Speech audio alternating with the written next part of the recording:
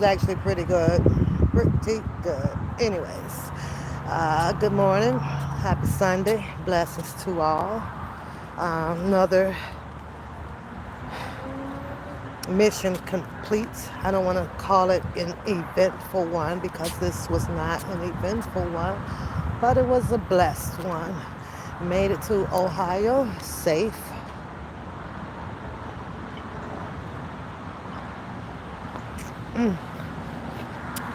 Now it's time to return back to my destination. Most of my family, my mom and all of them, they're still hanging out.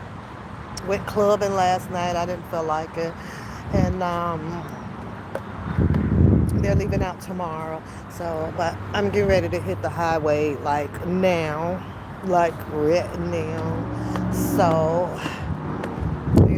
understanding and realizing the battle of cancer,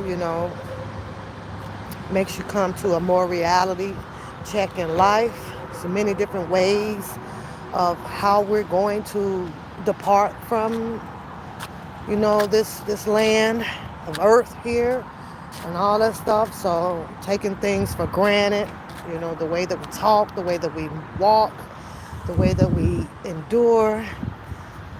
It's a reality check, man. You got to check into, your life. You got to do some changes in your life before it's too late so that your soul can be received by God. But I'm going to tell y'all a little bit brief of her story, just a little bit.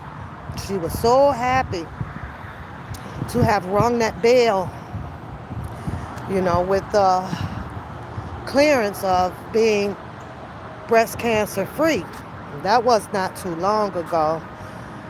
In her time, I think about a year or so, she's done a lot in her life, has given her life, her time to a lot of the communities, a lot of the colleges. She was involved in a lot of the Kappas and Megas and just everything. Master's degree, bachelor's degree. She done it all, you guys. And all, it just sometimes when it's still your time, no matter the fight that you put in to do on earth, at the end of the day, we have to go home. We have to go home at some time. Well, it was last month she started to feel ill again. She recognized that illness, but for some reason, no matter how much she kept trying to tell the doctors that, wait, it's the same thing, I believe, and they couldn't find it at some point. They couldn't find it, So she was in and out of the office visits and everything, but she finally went in again. It's something there because I'm sick again, blah, blah, blah. All of a sudden they found it. The tumor had been grown throughout her visits to the doctor. The tumor had grown and progressed to stage 4. So, and of course, once it reaches that stage 4, it's hard to fight that battle, So she passed away 2 weeks after them finding it. But hi, Andrea, yeah, hello. So, hi, Rashawn, hey, Harlem. And so she put up a good fight. Not only that fight with that illness, she gave her life a good fight out here to become somebody, in this world. But this just happened to be one of my cousins who I really, really passionately adored. I'm not a funeral goer, I just don't go and go and go. And because we lost, a loved one in our families, but we have these particular ones where, so I had to make it to this one. And I'm glad that I did, Her celebration, homegoing, it was beautiful, you guys. It was beautiful. Not only that, you know how traditionally that we put the family reunions together so that we can continue on uniting with each other as we grow, right? I'm from Wisconsin, but I am here in Ohio right now, Macedonia, Ohio, right next door to Cleveland, about 5 minutes from Cleveland. So, we have those. And my mom and dad was keen on us going. She didn't care how old we had gotten. Listen, they would call, family reunion is so and so. You better have your butts there. Now I understand, that. And, so that you can continue to know your generation, and who they are and watch them grow and prosper out here. But I had not been to one since the passing of my dad. I always felt that my dad was the life of the family reunions on my dad's side. On my mom's side, it was my great auntie, right? She kept them going, but then she passed away. And for some reason, the younger generation just can't get it together to keep the family reunions going. It's like everybody's busy, everybody's this or that.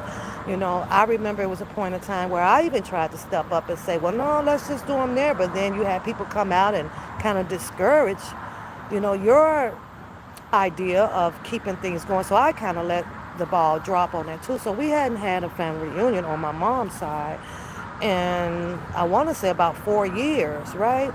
So now that we get to this funeral, all of the cousins that I grew up with, of course, have had children, and they're grown. I didn't know, I didn't know none of them. I didn't, none of them. It's like, I got Cindy, saying that, well, her name is Cinderella. And I was like, well, you got kids now? She's like, yeah, I got three. And I was like, what? So you lose touch with all of that, not knowing or staying involved with knowing how your generation is still growing and is growing. You kind of know, especially coming from the female vision of it, right? You kind of know it because you know that they'll end up getting their man when they get older and then having a family and their kids. But to not know who they are, boy, it's a disheartful thing. Like, wow, I got minion cousins like everywhere. I don't even know half of them, y'all. I am from Wisconsin.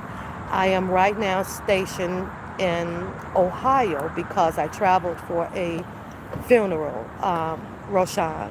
So, yeah.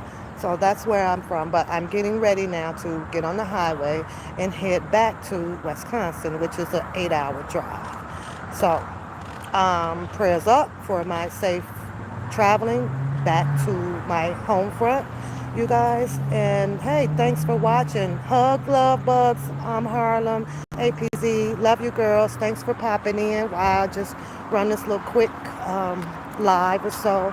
But Ohio is just like any other state. Nothing big, nothing different. Hotels, gas stations, car wash, apartments, mansions, concrete, roadsides, everything that everybody got. It's the same thing. I was going to go over to the USS Cod, which is submarine, and kind of tour that, but kind of want to get back home. So I'm going to pass that one up. Maybe, because I might get talked into it by you know who, right there.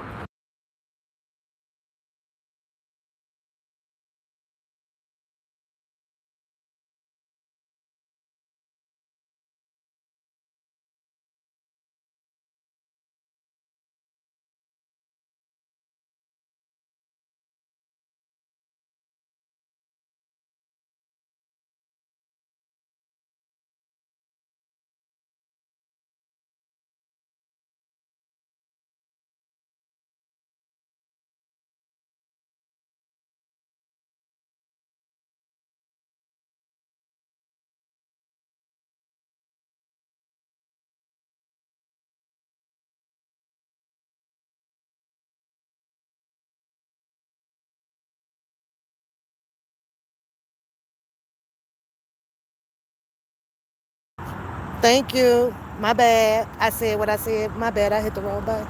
I was saying that I was watching the news this morning as I asked you guys, just to pray for my safety. And I already prayed for my safety returning back home.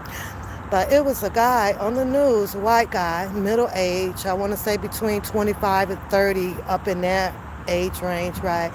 Pulled alongside a family of five and shot in the vehicle, man. Craziness, disturbed people are everywhere amongst us. And we never, never know. Just like with me standing out here, I don't know who could be angry out here. I don't know who could have been going through some things. I don't know who may feel like that because they're armed, to recognize if this person may be dangerous and can just ride right by me and take it out on me. But I saw that on the news, man, and I was like, oh my God, I got to get on this highway. But we all have to be weary and leery that it's everywhere. It can be right beside you and in front of you, standing to pay for your goods in the gas station. You ready, bud? In the gas station and stuff like that. But this guy literally pulled up on the highway and just opened fire on a family of 5 that was traveling. How about? Thank you. I thought that was, it's just, oh, my heart, it just kind of sank. Like, you can't even travel, man. You can't even travel. You can't do nothing. And starting to realize that the safest place for you is home. Even though we got to leave out for work, we got to leave out, to grocery shop. We got to leave out to pick our kids up. We got to, and you just never know. You just never know. Good morning, hugs, Candy. Good morning. Hugs to you. I said what I said. Good morning. So, but I'm going to load up. He's ready to go. And I'll see y'all soon. Bye-bye.